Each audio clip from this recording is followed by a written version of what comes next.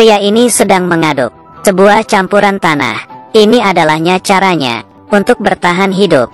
Tentu saja ini bukan untuk dimakan, tapi dia ingin menggunakan bahan tersebut. Tidak lama sebelumnya di Mars terjadi suatu badai, dan pria ini tidak beruntung terperangkap di dalamnya. Dan semua timnya mengira dia sudah mati, lalu menyalakan roket dan kembali. Dan dia ternyata masih hidup, dan di badannya ada tertusuk suatu benda tajam. Dia berusaha menahan rasa sakitnya. Dengan cepat, dia menariknya keluar, kemudian terbaring di atas kasur, dan menggunakan cermin melakukan operasi kecil, mengeluarkan serpihan yang patah di dalam. Setelah selesai, dia tidak ingin menghadapi kenyataan. Dirinya sendiri terkurung di Mars, menunggu rencana selanjutnya. Setidaknya harus menunggu 4 tahun. Dan dia harus mencari cara untuk bertahan hidup. Dia mulai merapikan barang-barang yang tersisa. Makanan untuk 6 orang. Hanya cukup untuk dirinya bertahan selama 400 hari. Tapi untungnya dia menemukan sebungkus kentang. Dan menemukan pupuk yang ditinggalkan temannya. Kentang dicampur dengan pupuk. Dia mulai membuat atap plastik yang mudah. Kemudian mengambil tanah dari Mars. Kemudian menumpahkannya ke lahan yang dibuatnya. Dan menggunakan sekop membuatkan garis. Kemudian pupuk dicampur dengan air, dan mengubahnya menjadi tempat bertanam. Dia mengeluarkan 1 sendok pupuk, dan memasukkannya ke dalam tanah. Lalu di atasnya diletakkan potongan kentang. Lalu menambahkan air. Menunggu beberapa waktu, sudah bisa mendapatkan hasil panennya, yaitu kentang kecil. Tapi airnya yang sedikit sama sekali tidak cukup. Tapi untungnya dia mengerti kimia. Jadi dia membuat sendiri alat yang sederhana. Ia mencoba mengekstrak hidrogen, lalu dibakar. Dengan begitu bisa mendapatkan air. Dia berhasil, tapi saat itu tiba-tiba terjadi ledakan. Hidrogen yang dikeluarkan membuat terjadinya kebakaran. Kedua kalinya dia menggunakan pelindung. Dengan pengalaman dan ajaran sebelumnya, dengan cepat dia sudah menyelesaikan alatnya. Setelah semalaman dia kembali ke lahannya, dan memegangi pembatasnya, dan benar-benar basah. Selanjutnya, dia tiap hari melakukan sesuatu di dalam lahannya. Akhirnya di hari ke-58, dari tanah sudah tumbuh kecambah kecil. Dia adalah harapan sang pria. Adanya bahan makanan tidak memberinya jaminan tidak akan mati. Dia juga terus mencari cara untuk menghubungi bumi. Kemudian dia menyetir mobilnya sambil mendengar lagu.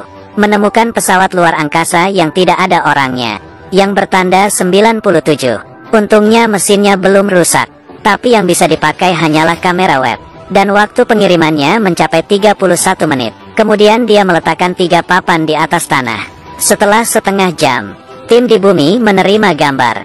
Lalu kamera web membalas iya. Dia akhirnya bisa berkomunikasi dengan tim di bumi. Dan dia memanen kentangnya, yang sudah matang di hari ke-78.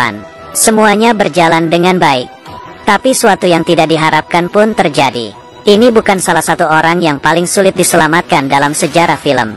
Sendirian di planet Mars, menanam 500 lebih kentang, mengetahui 700 cara memakan kentang.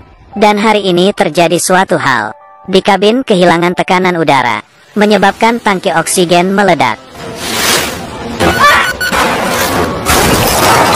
Pakaian luar angkasa sang pria juga menjadi bolong. Oksigen mengalir keluar. Dan suara peringatan terus berbunyi. Dia segera menggunakan selotip untuk menutupi lubangnya. Untungnya tidak apa-apa, tapi kentang di dalam lahannya sudah tidak terselamatkan. Di saat terjadi peledakan, semua tanamannya mati, dan makanan yang tersisa hanya cukup untuk hidup selama 200 hari. Kehidupannya selanjutnya, dia hanya bisa menghemat, dan tim di bumi mencari cara untuk memberikan pertolongan. Roket yang penuh dengan bahan telah bersiap untuk terbang. Ini adalah pengiriman yang sangat jauh dalam sejarah. Tapi di langit roket tersebut meledak, membuat semua orang tak berdaya. Haruskah dia selamanya tinggal di Mars? Tentu saja tidak. Tim luar angkasa Cina mengetahui kabar ini, dan memutuskan untuk memberikan pertolongan. Membuat rencana untuk menggunakan roket Tayangsen, dan membantu mereka untuk mengirimkan keperluan keluar. Dan di saat itu seorang ahli fisika memberikan suatu ide, yaitu menyuruh tim pesawat ruang angkasa yang sedang kembali ke bumi, memutari bumi sekali putaran, mengambil bahan bakar yang dari Tayangsen, lalu terbang kembali ke Mars. dan sang pria perlu menaiki mesin terbang, mencari cara untuk masuk ke jalur Mars, lalu berlabuh dengan tim pesawat luar angkasa, kemudian bisa kembali pulang bersama.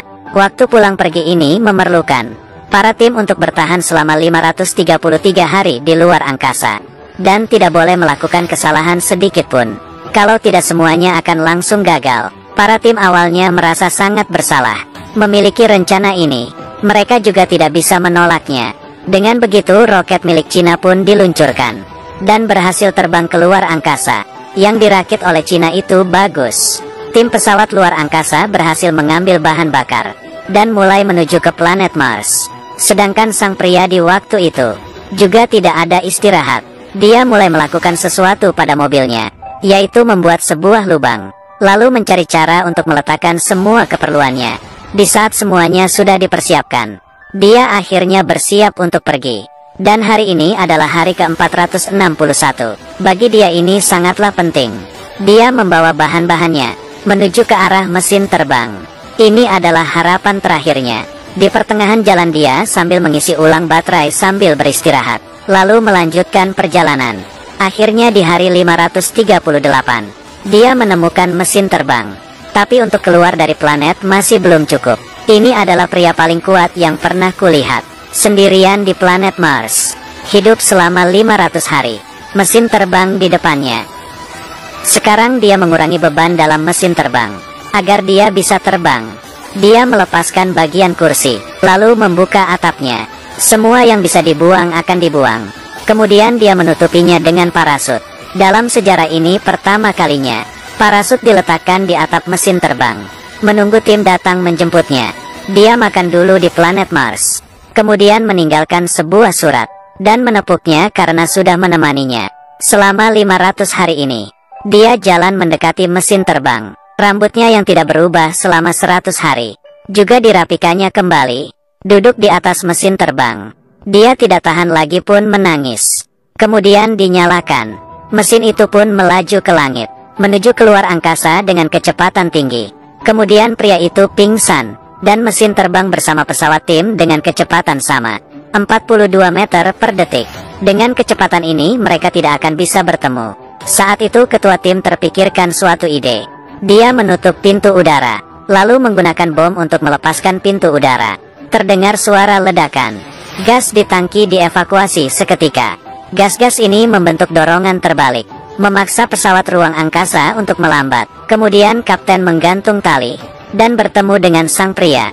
Tapi panjang tali ada batasnya. Mereka masih ada tersisa beberapa jarak. Dan di saat itu sang pria membuka pakaiannya agar udara keluar dan mendorongnya. Dia bergerak di luar angkasa, berusaha keras mengendalikannya, tapi mereka masih gagal untuk saling berpegangan. Untungnya dia menarik talinya. Kepala tim pun juga tidak berhentinya mendekat, berputar berkali-kali di luar angkasa. Pada akhirnya berhasil menangkapnya. Rencana pertolongan pun berhasil.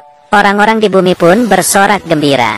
Beberapa tahun kemudian, sang pria menyadari kecambah kentang di kakinya. Hai teman. Dia juga menjadi profesor luar angkasa yang luar biasa, menarik perhatian para generasi muda untuk terus semangat dan pantang menyerah. Tidak berhentinya menemukan suatu masalah, lalu mencari cara untuk menyelesaikannya. Saat menghadapi kesusahan janganlah kabur, tapi harus menghadapinya. Menghadapi gagal bukannya marah atau menyerah. Selangkah demi selangkah, mungkin saja kamu juga bisa kembali pulang dari planet Mars. Aku adalah Dongfang. Terima kasih sudah tonton.